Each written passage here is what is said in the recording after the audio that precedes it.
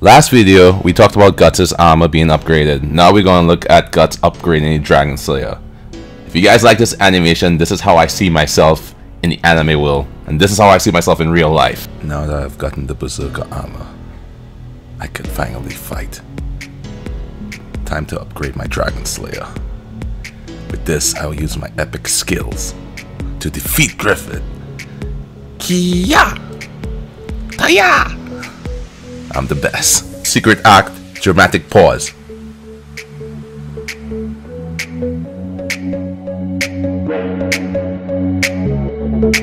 The Dragon Slayer. A sword that was too big to be called a sword. Massive, thick, heavy, and far too rough. Indeed, it was a heap of raw iron. This sword is Guts' massive, huge sword that he used to slay many a monster. So much so that the sword is able to actually hurt astral beings right now. And like, there's a lot to be said about the Dragon Slayer. Obviously it's Guts' weapon of choice when it comes to fighting, made by the legendary Godot while you're still alive. And you know, the sword was not able to be used by any man other than Guts himself. And this weapon obviously is going to have a lot of meaning going forward for Guts, especially when it comes to defeating God Hand, because he is the Black Swordsman, and as such, he needs a sword to do his mission. But we saw that during the meeting in the forest where Guts got his Berserker armor. Prior to that, Guts had a chance encounter with Slan of the God Hand, and he impaled her with his sword, but instead of killing her, it seems like she got several orgasms from it.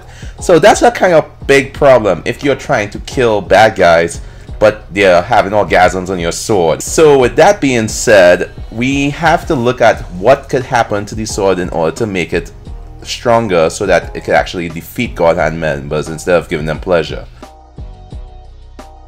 And I believe that in order to find examples of what may happen to Guts' sword in the future, we don't need to look any further than the Skull Knight.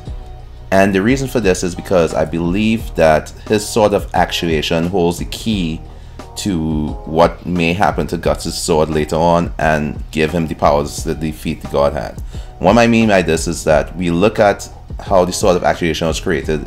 It was created with Skull Knight having Behelits in his body and then using his sword to fuse with the Behelits to then create the sword of actuation. Now, this is interesting because we don't know what type of body Skull Knight has within the armor, and I'm pretty sure that's going to be revealed to us sometime in the future so we can have a better understanding of how he's able to do the things he's able to do. But I believe that through the Behelits, Guts could empower the Dragon Slayer to make it more potent when it comes to fighting against these type of beings. Because as we saw, it's one thing to kill ghosts and hurt like astral beings, but it's another thing to actually kill or defeat a God Hand member. Because again, we haven't seen anyone fully defeat one, so we don't know what type of power it will take. But the reason why I think Behelits are the secret to defeating God Hand members is because of the nature of the Behelits. They are so closely tied to the God Hand members themselves. They can summon them from the astral realm into our realm where humans can interact with them and make wishes and stuff like that.